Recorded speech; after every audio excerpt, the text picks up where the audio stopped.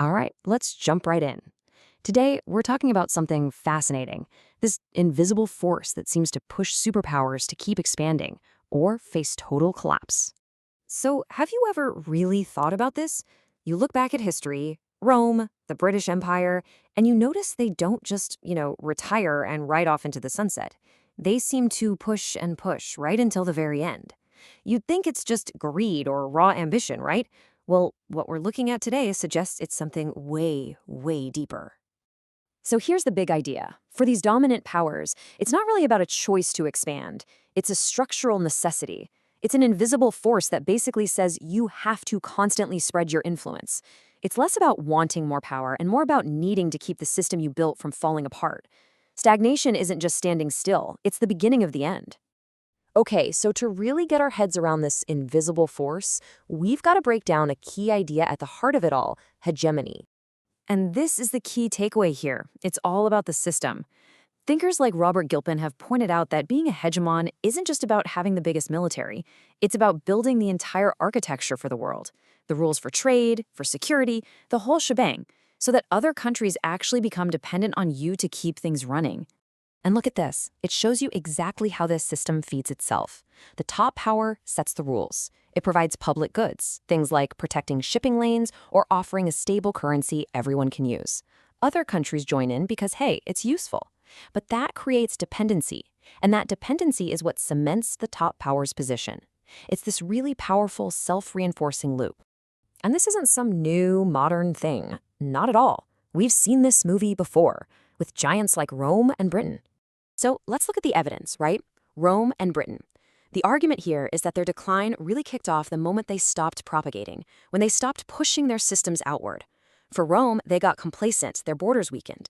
For the British, the cost of running a global empire just became too much, especially with new rivals popping up. It's pretty clear, the second they took their foot off the gas, the whole thing started to get shaky from the inside out. Now, they didn't all use the same playbook. Of course, Rome was all about concrete stuff, literally. Roads, aqueducts, a single legal code that made everything predictable. Britain's power was on the water. Its navy enforced the rules of a global economy built around British trade and finance, like the gold standard. The tools were different, but the goal was exactly the same: create a system everyone else relied on. All right, that brings us right up to today. What does this invisible force look like in the age of American power? So today's version is what our source calls an invisible architecture. It's not built with stone roads and aqueducts. It's built with things like the global financial system, military alliances like NATO, and the tech standards that run our digital world. But the objective? It's identical: to make the United States absolutely central to how everything works. And if you want to see just how deep this centrality goes, look at this number. It's staggering. Nearly 90%, 9 out of every 10, international money transactions use the US dollar. That gives America an incredible amount of leverage.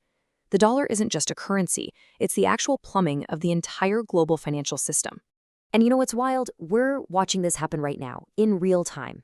Think about it. The crisis in Ukraine meant Europe had to get off Russian energy, and fast. So where did they go? To the US. This chart just shows how an event that was supposed to create energy independence for Europe actually led to a newer, deeper dependence on American gas. It's a perfect example of reinforcing that leverage.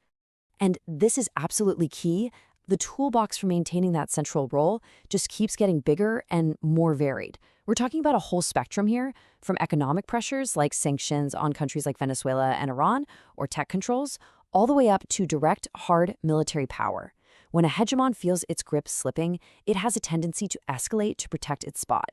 But, and this is a huge but, this constant need to push forward, to propagate, it creates this massive, massive problem. It's a total catch-22. On one hand, if you pull back, if you stop reinforcing your central role, the whole system you built starts to fray. Your allies get nervous, other countries start looking for alternatives to your currency, and the whole thing can unravel. But if you push too hard, you tick everyone off. You start to look like a bully, which creates resentment and actually encourages your rivals to team up against you faster. And the political scientist Joseph Nye just nails this idea. Pushing too hard destroys what he calls soft power. That's the kind of influence you get when people want to follow you, not because they're afraid of you. When a superpower says one thing but does another, that hypocrisy just fuels the backlash. And we can actually see the quiet results of that pushback right here. Now, don't get me wrong, the US dollar is still king when it comes to what central banks hold, but its share has been slowly but surely ticking down from where it used to be. This isn't a collapse, not by a long shot, but it's evidence that other countries are quietly looking for an exit ramp. So, where does all of this leave us? Well, it all boils down to this final, really powerful concept from our source. They call it a tragic dialectic, and tragic is absolutely the right word here. It's tragic because there's no easy answer. The very things a superpower has to do to keep its place in the world are the exact same things that plant the seeds of its own downfall. It's like being stuck in a trap of your own making. And so, this is the multi-trillion-dollar question, isn't it? Can any dominant power, America today or maybe someone else tomorrow, figure out how to keep its system going without that aggressive overreach that ends up destroying it from within?